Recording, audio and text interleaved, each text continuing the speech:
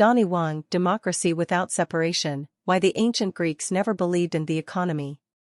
Many critics argue that modern economics can impede urgently needed social and political change by concealing questions of justice, equality, and social cohesion within the language of scale, optimization, and equilibrium. A fundamental reason for this is that the economy is formally treated as a distinct, value-neutral, expert-led sphere. This essay therefore turns to ancient Athens, the earliest democracy in the West, albeit a deeply flawed one, as a concrete illustration of a society in which economic life was not allowed to remain independent.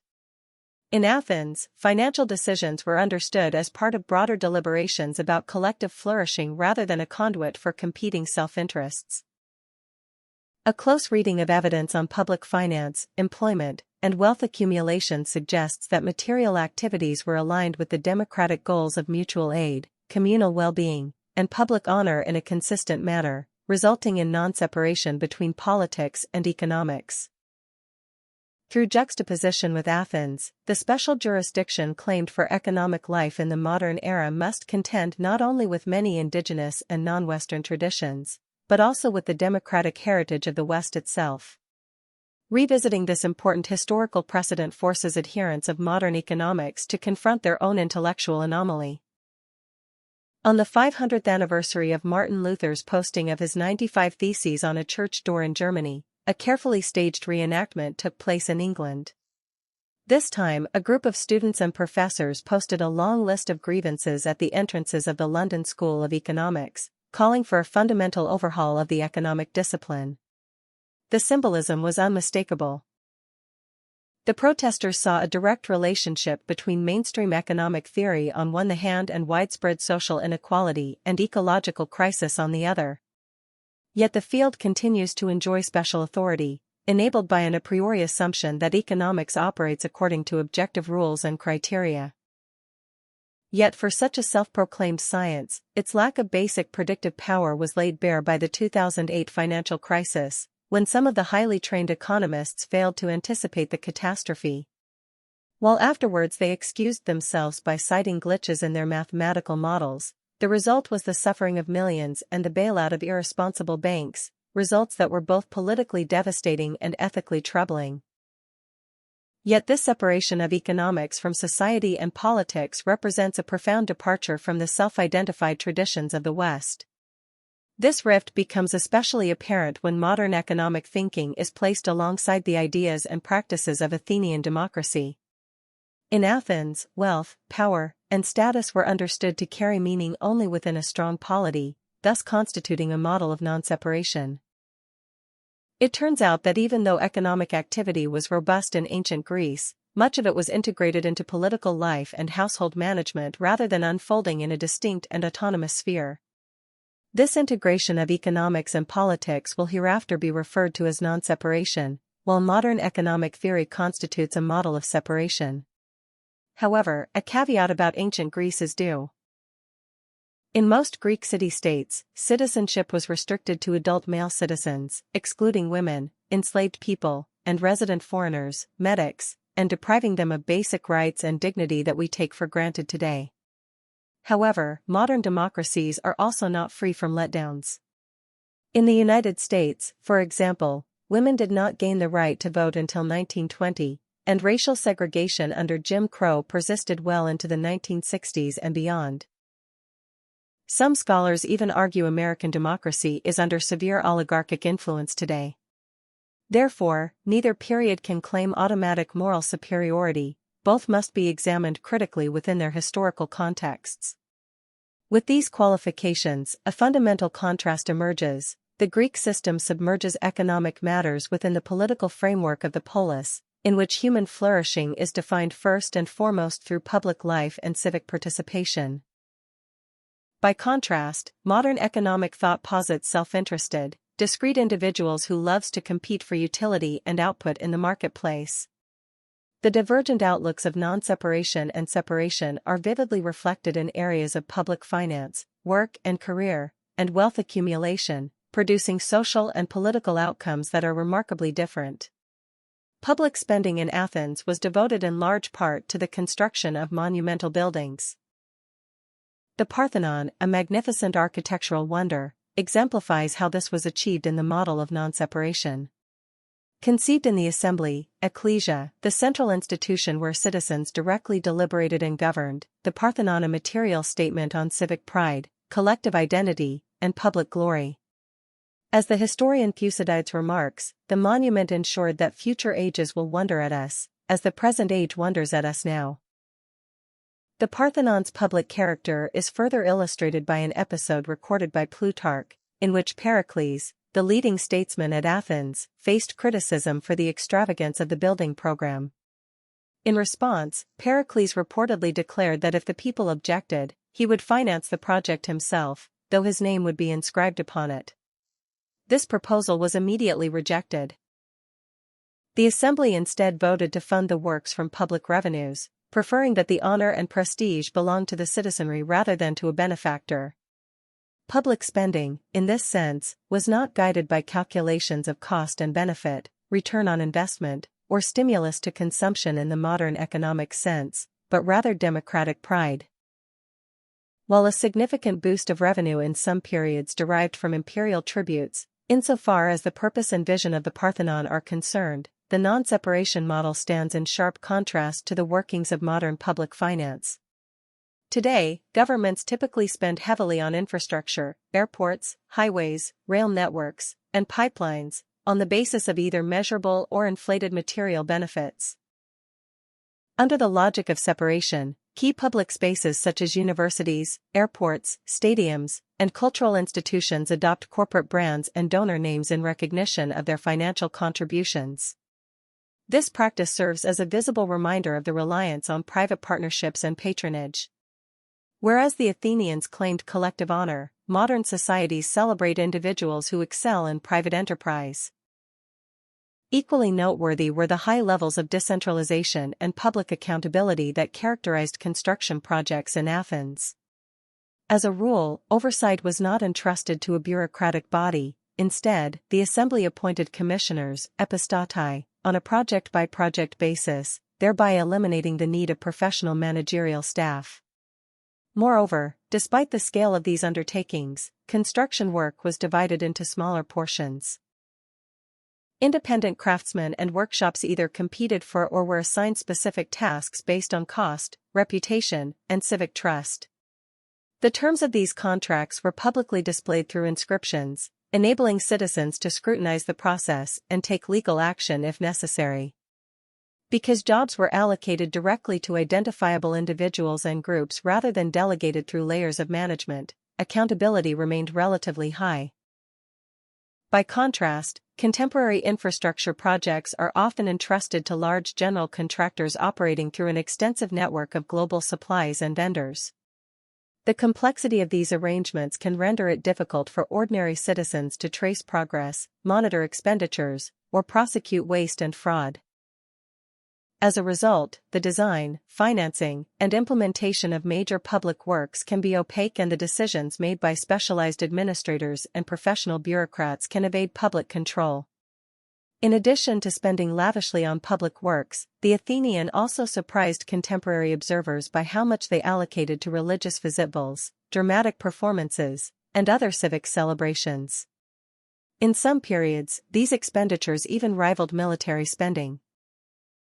It is thus evident that communal events were not treated as luxuries to be enjoyed only after securing economic prosperity and military strength. Rather, they were regarded as essential components of civic life. In fact, the cultivation of democratic identity, civic honor, and political engagement was one of the best uses of revenue in the model of non-separation. In comparison, modern liberal economies typically devote only a small fraction of public resources to the arts, civic events, and cultural programs, because these expenditures are hard to justify in direct economic terms. Yet some might point out that modern state budgets are equally generous, because they allocate vast sums to social welfare programs and thus prioritize collective well-being in a more practical way. However, many of the most extensive welfare systems emerged historically as remedies to social crisis and political conflict. The welfare reforms introduced under Otto von Bismarck in 19th-century Germany and the expansion of federal programs during the Great Depression in the United States, for example, emerged in response to the profound upheavals generated by industrial capitalism. In addition, markets can advance independently without extensive welfare, as demonstrated by countries like China and Russia. From this perspective, modern social spending has been either epiphenomenal or expendable, underscoring that fact that public resources still either serve the needs of the market or placate its disruptions in the aftermath. In Athens, the ethos of democratic politics dominated not only public spending but also labor and work, a domain typically considered personal rather than political in modern economies. In the mode of separation, work is primarily understood as an individual matter of choosing utility and an exercise of personal freedom. This important choice is not required to answer the questions of larger purpose and enduring impact. Athenian society, by contrast, openly ranked occupations according to their explicit effect on the community, rather than worshipping utility, a function of monetary return and individual satisfaction. The Athenians constantly asked whether one's pursuits enhanced democratic virtues or the common good. In the democratic world of peer recognition, public service, though voluntary in nature, was essential. A citizen seeking honor and prestige would devote substantial time and energy to public affairs, such as deliberating in the assembly, serving on juries, holding office, participating in local administration, and defending the city against enemies. Such as deliberating in the assembly, serving on juries, holding office, participating in local administration, and defending the city against enemies. These activities were self-financed, though poorer citizens who faced the loss of wages received modest compensation. The high status accorded to public service reflected the belief that activities contributing to the well-being of the community constitute the worthiest use of one's abilities and time. The playwright Aeschylus, or at least the ancient perception of him, provides a revealing example. According to the ancient biographical tradition, his epitaph allegedly commemorated not a single one of his celebrated tragedies but only his participation in the Battle of Marathon, where a small force of Greek citizen soldiers defeated the invading army led by the Persian king. Whether this reflects the historical Aeschylus or the ancient understanding of his character is a separate matter, but the message is clear. Public service, rather than personal achievement, was the defining measure of a life's accomplishment. Only after fulfilling civic responsibilities would a citizen turn to livelihood, among which landholding occupied a privileged position. The idealized life of a self-sufficient yeoman farmer was closely associated with the qualities of contentment, perseverance, and dedication, virtues that strengthened democratic citizenship, although in reality many elites employed slaves rather than working the land themselves. Nevertheless, some of today's most prestigious and highly compensated professions in business, finance, and entrepreneurship would be viewed ambivalently, for commercial pursuits encouraged a mindset made for fickle gains and fast transactions, one unsuited to uphold ethical principles and moral integrity. Yet under shareholder capitalism from the 1970s, a particularly long-term social considerations gave way to short-term profiteering. Milton Friedman, a major architect of neoliberalism, claimed that social responsibilities imperiled American businesses, for they should have one goal, that is, to increase profit. The New York Times Magazine, September 13, 1970. In this model, cutting back on training and wages, striking deals with unscrupulous regimes, lobbying for tax loopholes, and shifting jobs overseas all serve to increase shareholder value. Fast forward to the present, and the same separationist mentality drives the strategy of private equity firms, which bankrupt service providers in key sectors for profit, as though the decline of society would not have consequence for themselves. These community-destroying business practices, which would be incompatible in the non-separation model, are justified as rational and even productive by economic theories built on separation. Even some of the most esteemed liberal occupations, such as medicine, science, law, and banking, which place a high value on skill and education, would have been regarded in Athens as insufficient for a proper citizen. However accomplished, such professionals can still work without full autonomy and control. A scientist may excel at research, only to discover that their findings are being used by a corporation in ways they never intended. A lawyer may draft impeccable contracts, yet be bound by a client's instructions to exploit tax loopholes, regardless of personal judgment. For Athenians, technical expertise alone was therefore not enough, especially in the form of wage labor or hired employment. Working under the direction of others was regarded as akin to servitude, regardless of pay or personal satisfaction, because citizens should not enter into positions in which they cannot fully set the agenda or control the outcomes of their work.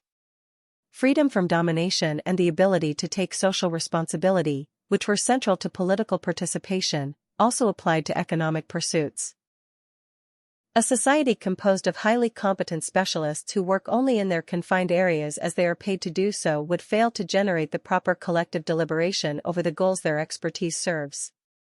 Despite valuing career skills less than political virtues, the level of individual achievement in ancient Greece was by no means inferior. The towering achievements in literature, philosophy, and science suggest that the prioritization of civic life did not hinder individual development. If anything, the democratic culture of Athens was conducive to intellectual and creative pursuits, fostering extraordinary public spaces and platforms while cultivating a citizenry accustomed to grappling with complex societal issues rather than burdened by drudgery or preoccupied with personal gratification. When it comes to individual wealth and spending, the contrast is equally stark. In countries like the US and the UK, becoming rich is a sign of successful entrepreneurship and hard work, qualities that automatically command respect and admiration. From this perspective, taxation is often seen as a necessary evil at best, a transfer from the most productive members to fund societal functions that the market is unable to fulfill. Charity, meanwhile, becomes an act of generosity bestowed upon the losers in economic competition. Philanthropic funds are channeled through foundations, private think tanks, and non-profit organizations according to the priorities of their donors, bypassing public review and, at times, as public relations gigs to advance private interest. In Athens, however, the expectations placed upon the rich were much more pronounced. Those who possess wealth were expected to openly, consistently, and directly strengthen and support civic institutions and public events. This obligation was so central to the Athenian political culture that it acquired its own name, the liturgy, liturgia. In countless court speeches, defendants cited their liturgical contributions as evidence of their commitment to the city, hoping to gain favor with citizen juries. The Athenian legal system allowed litigants' character and civic reputation to influence the outcome of trials, turning public service into a valuable form of social capital. In this system of liturgy, recipients were not passive beneficiaries and the wealthy were not merciful patrons, rather, both were stakeholders within an exchange network through which material goods, reputation, and civic standing circulated. Wealth remained private, but its use and responsibility were placed under public watch, thus blurring the distinction in a manner of non-separation. Perhaps most strikingly, this civic culture was sufficiently strong that the Athenian state could rely on voluntary giving rather than mandatory taxation for its needs. Because elite citizens possessed a deep sense of belonging, public generosity was both a civic duty and, more broadly, an investment in the well-being of the community on which they themselves depended.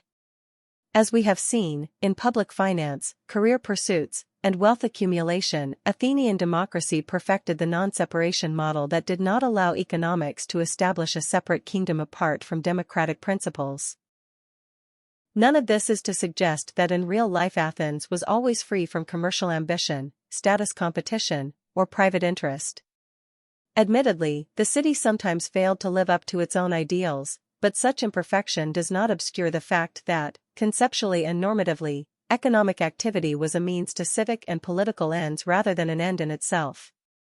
At the heart of non-separation and separation lie competing views of human nature. Are people motivated more by material incentives, or honor, justice, and civic recognition? Do they naturally seek to compete with one another, or to cooperate and mutual assist?